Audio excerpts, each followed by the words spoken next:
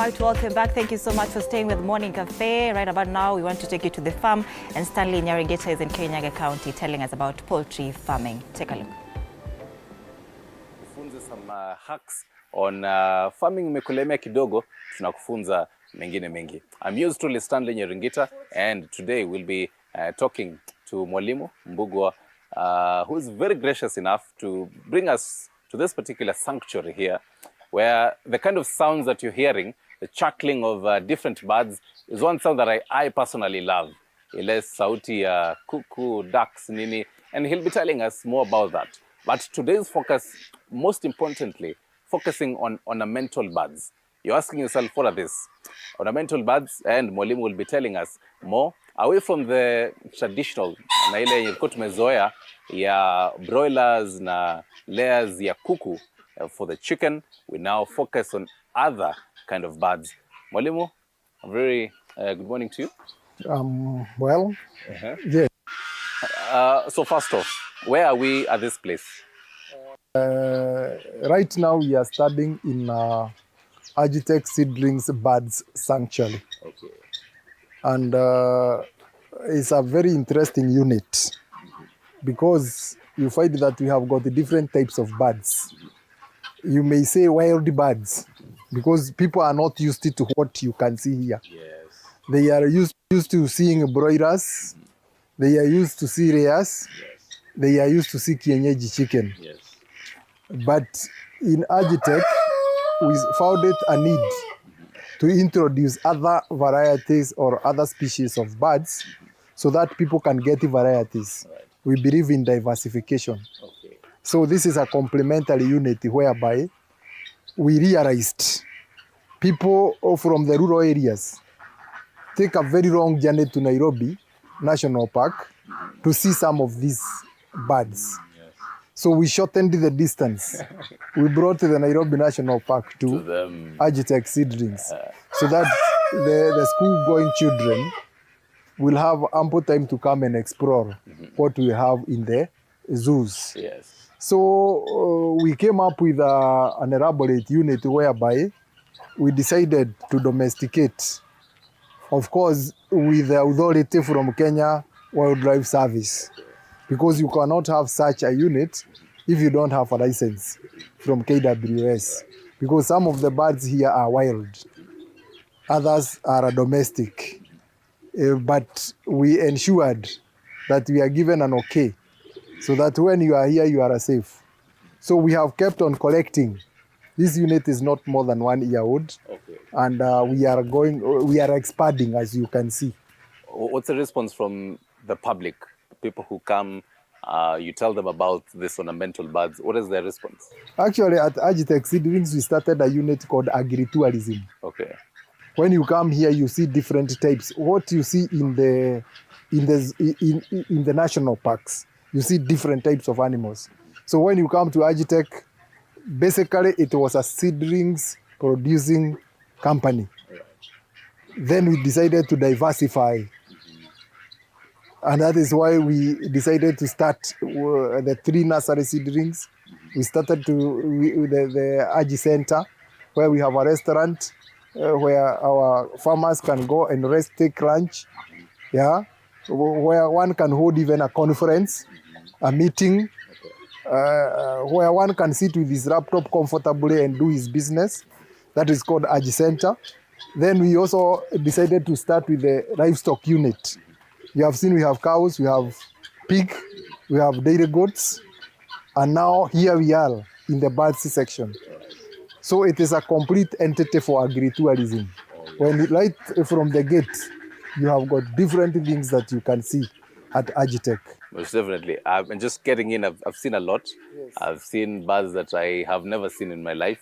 Yes. Some I've just seen in books and videos, and I'm really intrigued. So as we continue, you'll be breaking to us down bird after bird and analyzing the use of it really. But before we get to that, some of these birds that you call wild, where do you source them?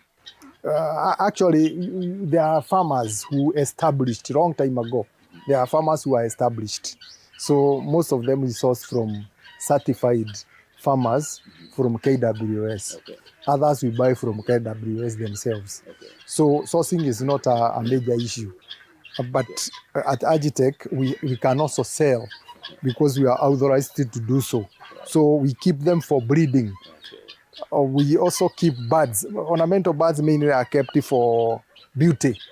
You make your home very beautiful when you have this kind of a scenario. Others keep them for the meat. The game meat is very sweet. So these birds you can slaughter and have white meat. Right. So others are keeping them purposely for production. Yeah. Let's start now with the first bird at the very far end. The Americans love this particular bird, particularly in this holiday season for the Thanksgiving ceremony. The turkey. It's one inaweza kushtua by the way. Hata ukiona ikitembea by the size of it. Explain to us how you breed a turkey, because I mean there are families who've domesticated turkeys. Turkeys are normally kept for beauty, at the same time for their good meat, as you have mentioned. Yes. They are also kept for eggs. Okay. So, like in the first cage, you have seen we have some turkeys. Yes.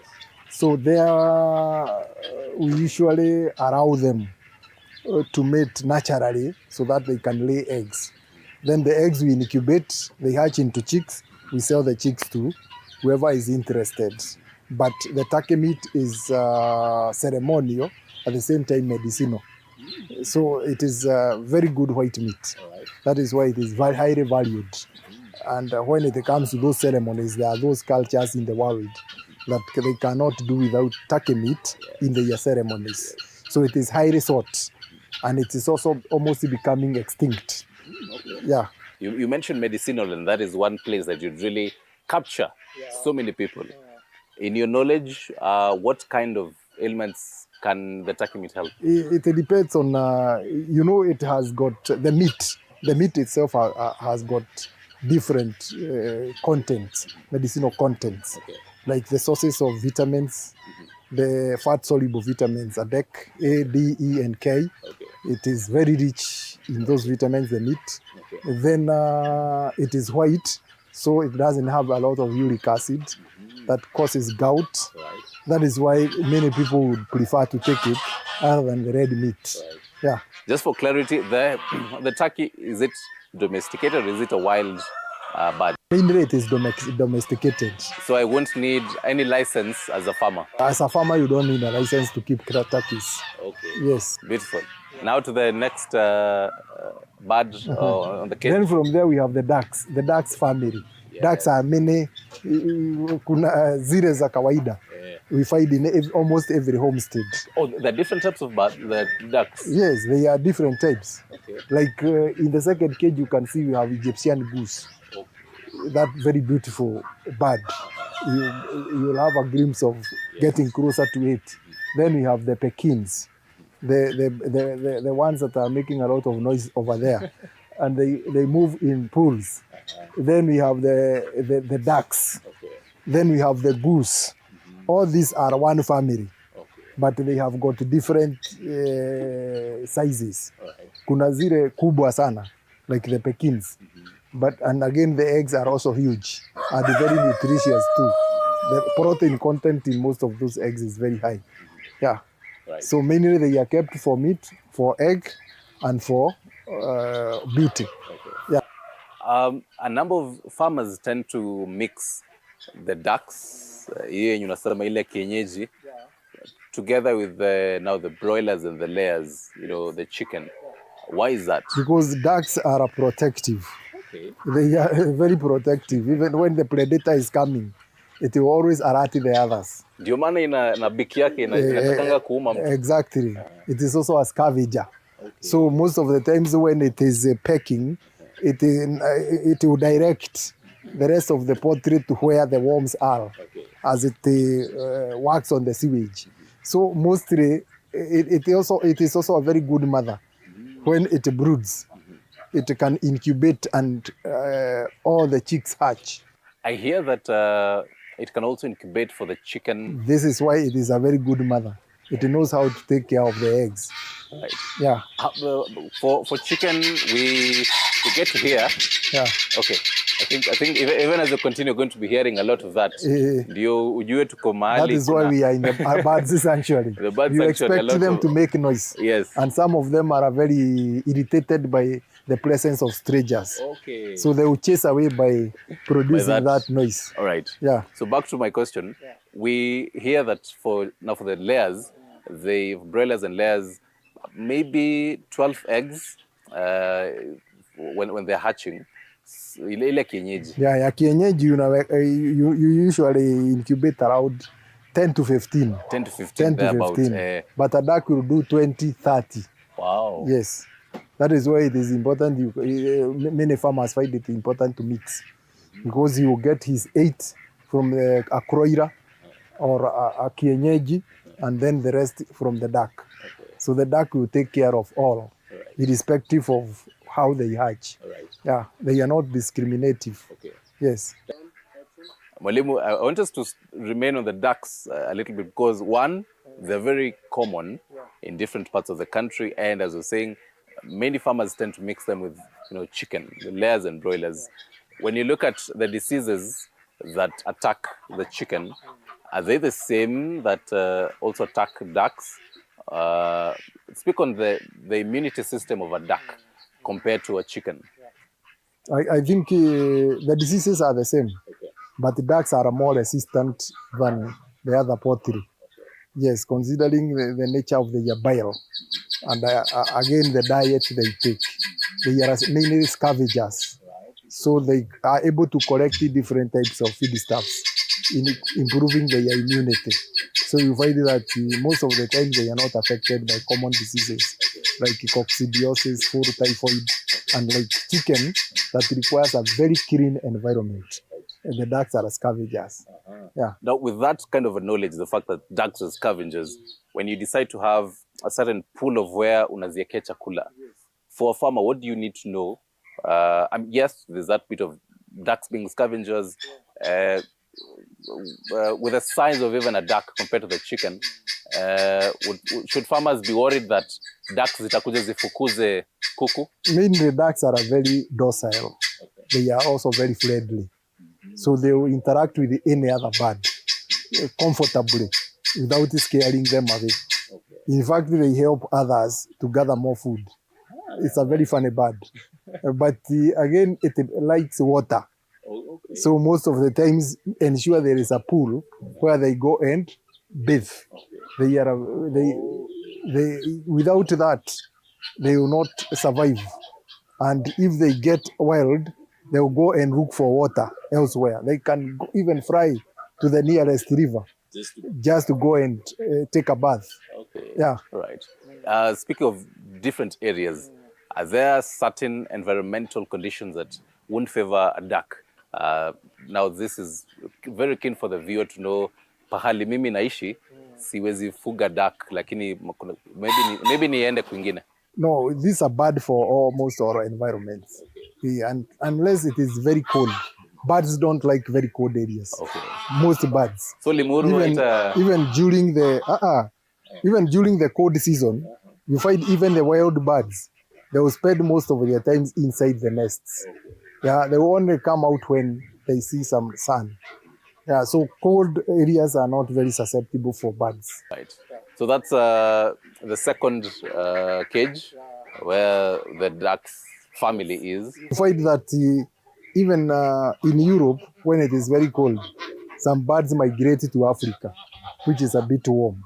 Interesting. All right. So now the third cage, what do we have? The third cage, we have the Brahmas, Brahma bantams, the Sioke bantams, and we have the Polish bantams. Then up there we have a zebrite.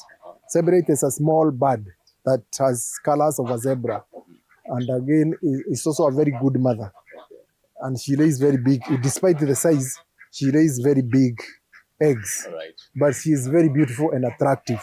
So we usually keep it for aesthetic purposes, the beauty element. Then behind the turkeys, we also left the peacocks. Oh yes, now we also have pairs of peacocks. And a peacock is another funny bird because the male is very beautiful compared to the female, and it has a way of attracting the female by opening the tail. The tail can move even as far as 1 meter wide. We get to see peacocks when you visit some leisure places. Yes. Does this mean that this is a wild bird and should not be domesticated? It's a wild bird. A peacock is a wild bird, but we are domesticating it these days because it's one of the birds that depicts love. Even when you are dating, you used to sing to your would-be. Yeah. Ile ya tausi wangu. Yeah. You know, you remember that song. So the tausi is significantly used to depict love. Okay. And they are always in a pair. So in such places you are talking about, you find that people try to put it there to attract customers.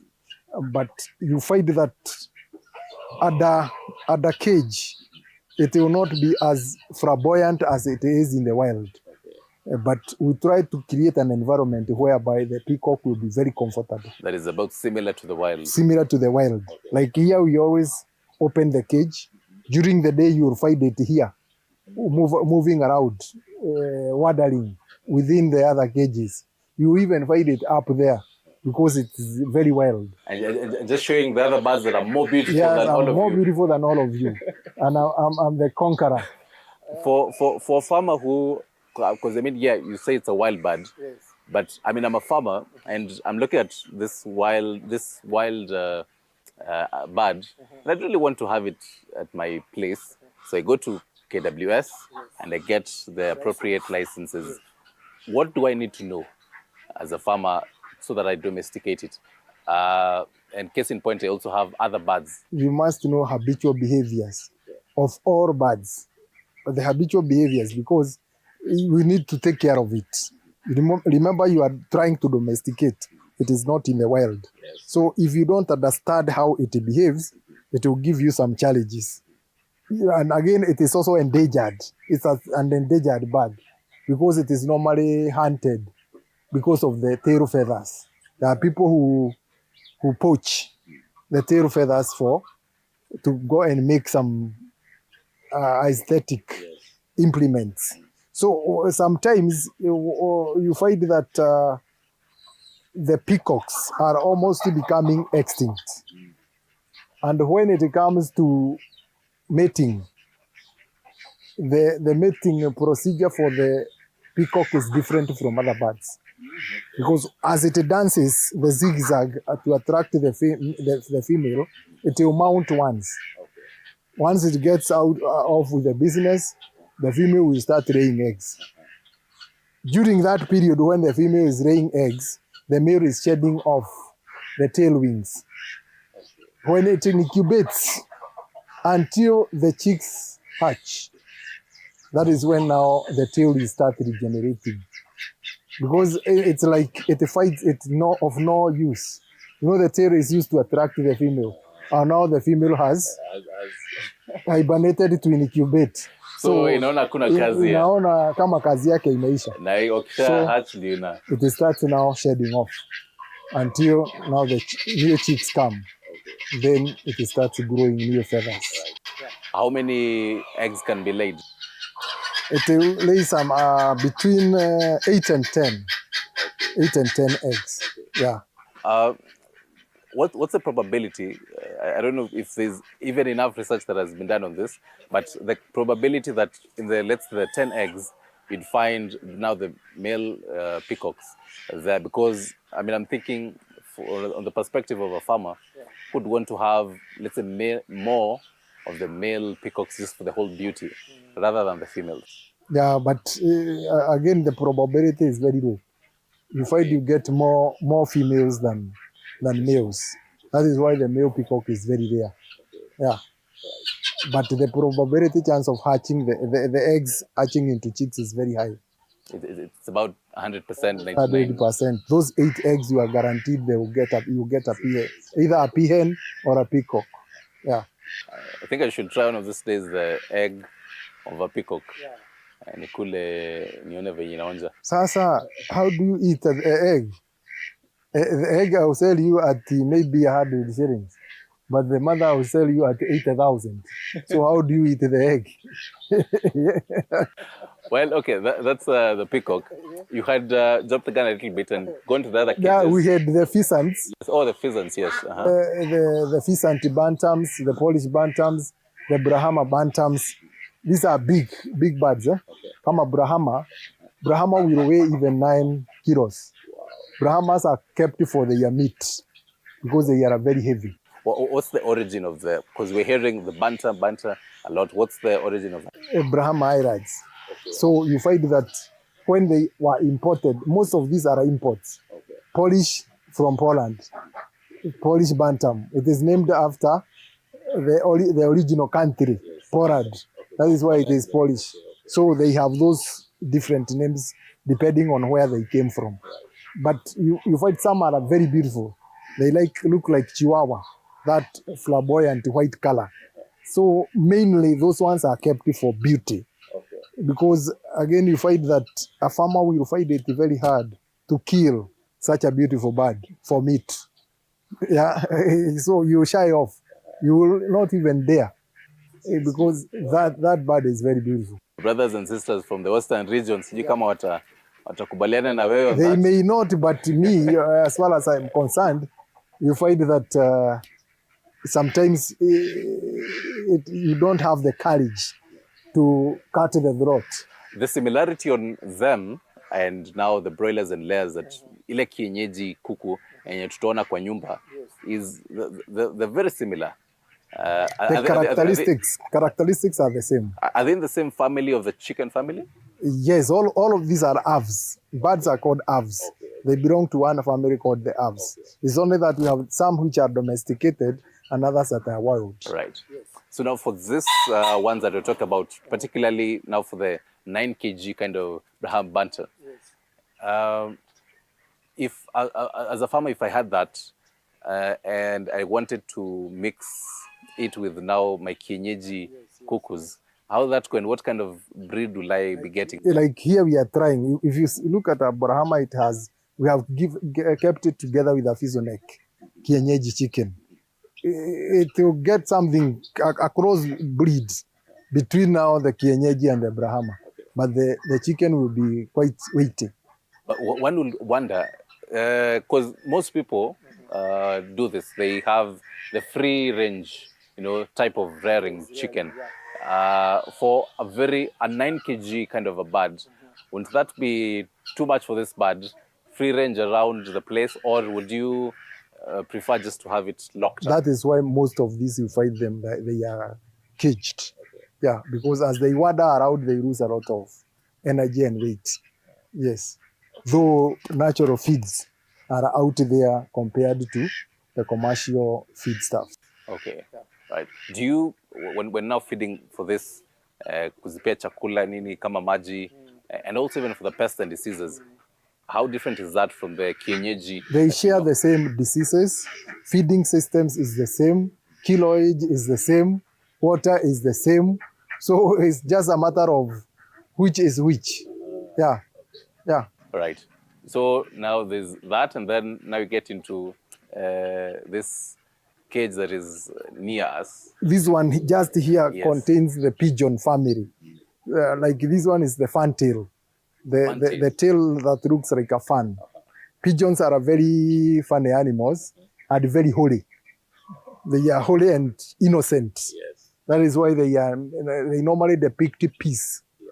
Those people who are very peaceful at homes, they like keeping pigeons in small cages. So here we have a family of very interesting pigeons, because the males are supposed, in pigeons, males make the nests. Okay. Then the female will come and lay eggs. Once the eggs are laid for incubation, the male starts now to lay on the eggs. When it gets tired, the female comes in. So they alternate until they hatch. Wow. So both of them takes care of the eggs. Unlike other chicken whereby the female is left to take care of, then feeding is the same. The male will go and look for food.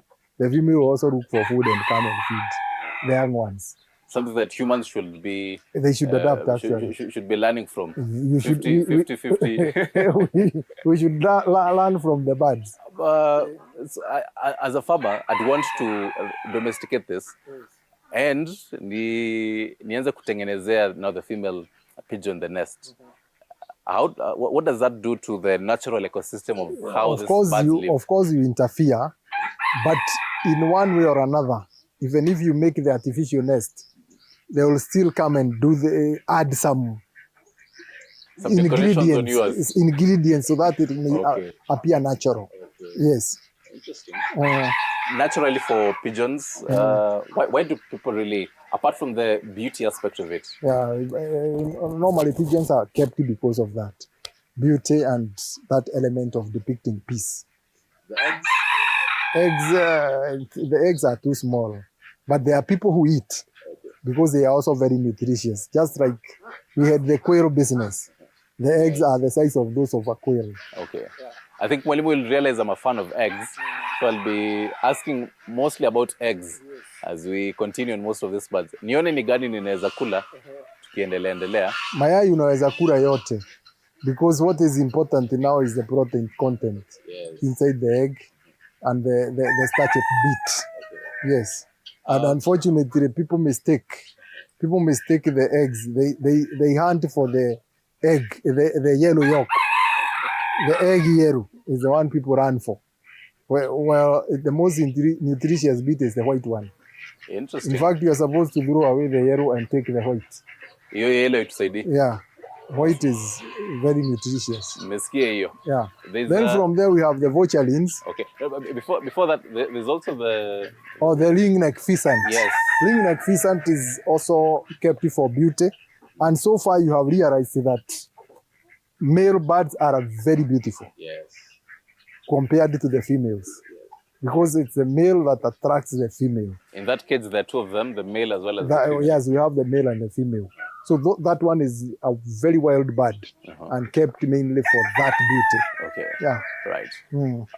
For that one, it's a wild bird. Yeah, that one you must get a license from KWS. Okay. Yeah.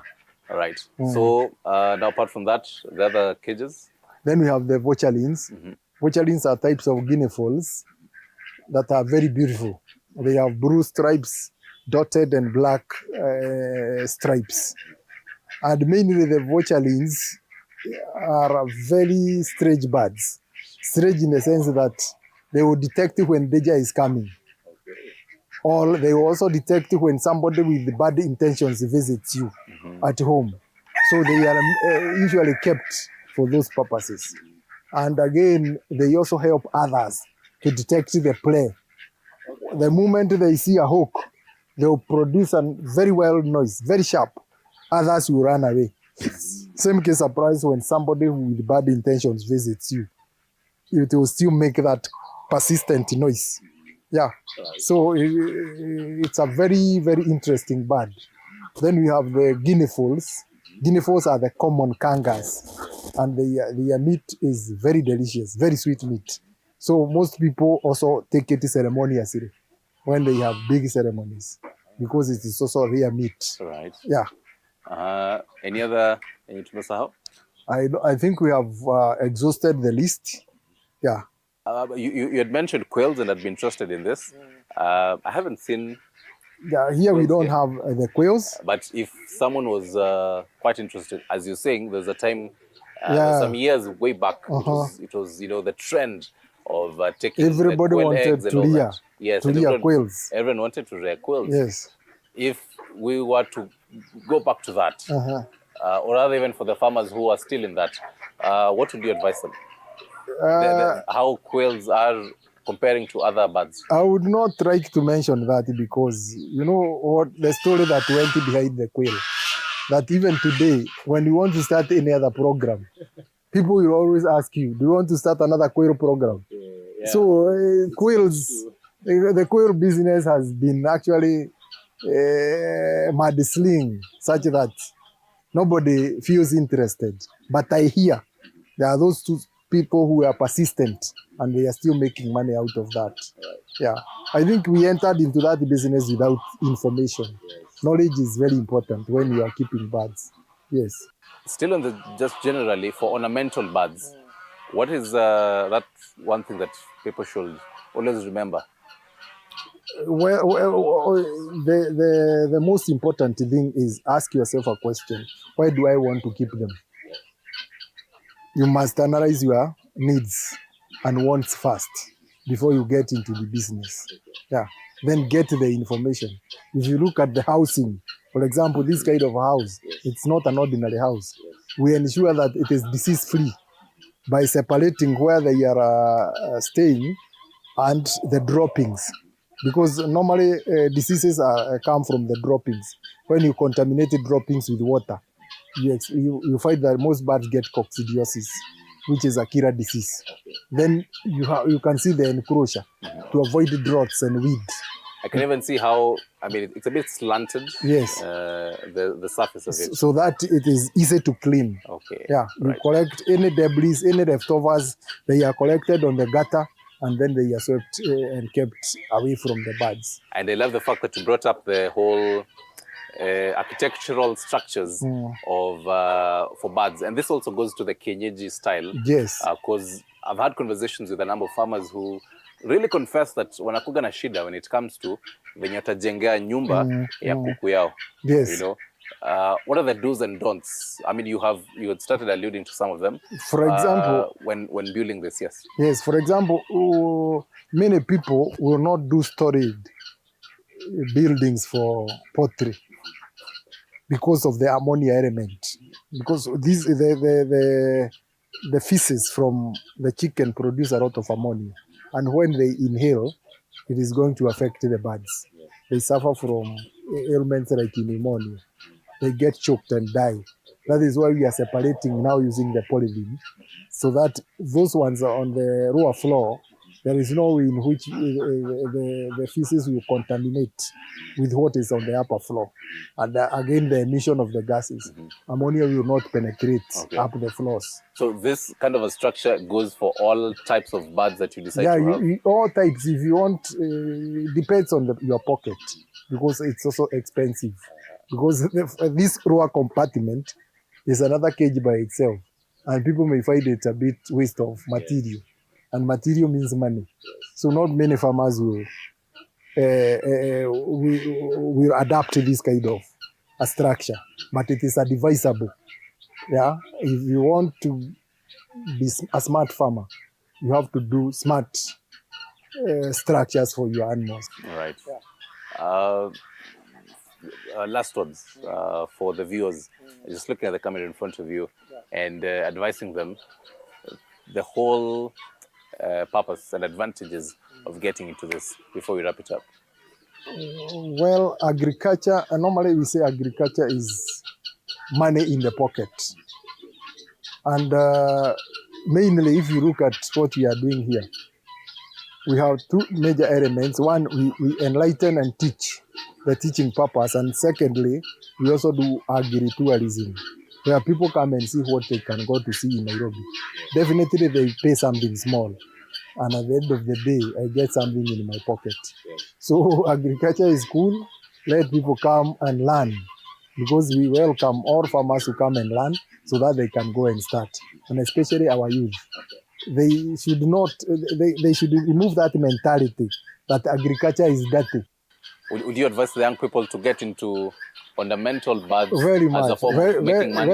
Very much. These are not the days when you find that in our syllabus, the agriculture books, a farmer was drawn with tattered clothes and a hoe on the shoulder. Yes. Agriculture these days is very, very attractive, very cool. Someone who looks and like very you, smartly dressed. This is it. This is it. So majenzi wakuje tulime na tuanze na ornamental birds, because there is money in ornamental birds. Thank you very much, Mwalimu. I couldn't have said it better. Thank you for the class. Thank you. Yeah, kutufunza all about ornamental birds. We rarely talk about this kind of birds. We focus on the kienyeji broilers and layers, zile kuku ziko pale kwa nyumba, ama wale kuku wako pale kwa nyumba.